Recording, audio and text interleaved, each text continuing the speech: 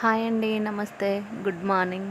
ఇవాళ నా బ్రేక్ఫాస్ట్ నేను Rayalaseema special item uggani prepare చేస్తున్నానండి. మీరు కూడా చూసేయండి. ముందుగా కావాల్సినవి మనం పౌడర్ అనేది ప్రిపేర్ చేసుకోవాలి. దానికోసం చిన్నులపాయలు అండ్ గ్రీన్ చిల్లీ అండ్ కొబ్బరి, ఇంకా కొంచెం పుట్నాల పప్పు ఉంటుంది కదా, అది సరిపడా తీసుకోవాలి. మెయిన్ ఇదేనండి, పుట్నాల పప్పుతో పౌడరు మెయిన్ ఇంగ్రీడియంట్.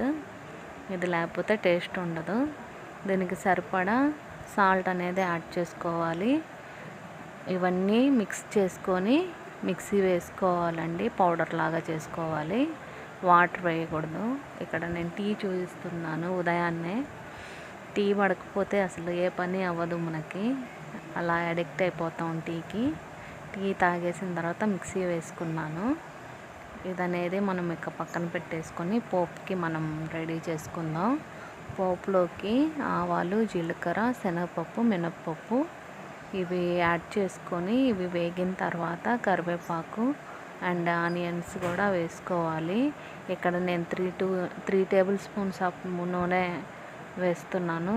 3 వేసానండి, కానీ నాకు సరిపోలేదు. మధ్యలో మళ్ళీ నేను యాడ్ చేసుకున్నాను నూనె.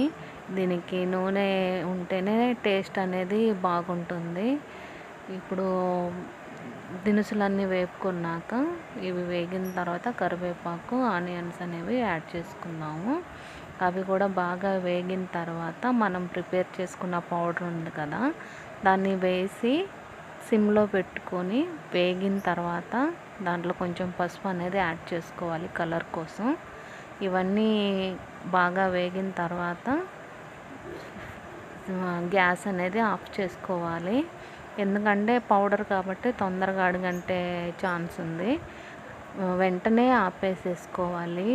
మనం కలిపేసుకున్న వెంటనే గ్యాస్ అనేది ఆపేసుకోవాలి. ఆపిన తర్వాత కూడా సెగ అనేది ఉంటుంది కాబట్టి తొందరగా మాడిపోయే ఛాన్స్ ఉంటుంది. అదంతా మిక్స్ చేసుకొని మనము ముందుగా మరమరాలని వాటర్లో వేసుకొని కొంచెం వెంటనే నానిపోతాయి, ఎక్కువ టైం పట్టదు, నానబెట్టేసుకోవాలి. మనము గ్యాస్ ఆపిన తర్వాత ఈ ప్రాసెస్ స్టార్ట్ చేసుకుంటే బెటరు. లేకపోతే మెత్తగా అయిపోతాయి, విరిగిపోయిద్ది, అప్పుడు టేస్ట్ అనేది ఉండదు. ఇలా వాటర్లో వేసుకొని నానబెట్టుకున్న తర్వాత ఆ వాటర్ని మనం కొంచెం పిండేసేయాలి. పిండేసి మనం యాడ్ చేసుకోవాలి. మనం ముందుగా ప్రిపేర్ చేసుకున్న దాంట్లోకి యాడ్ చేసుకొని ఇలా మిక్స్ చేసుకోవాలి నీట్గా. మధ్యలో నేను మిర్చి వేసాను. మా బాబు కోసమని కారం తక్కువ వేసుకున్నాను. మిక్సీ పట్టేప్పుడు నేను మధ్యలో మళ్ళీ 2 పచ్చిమిర్చి అనేవి యాడ్ చేసుకున్నాను. ఇవి మధ్యలో తింటూ ఉంటే టేస్ట్ అనేది బాగుంటుంది.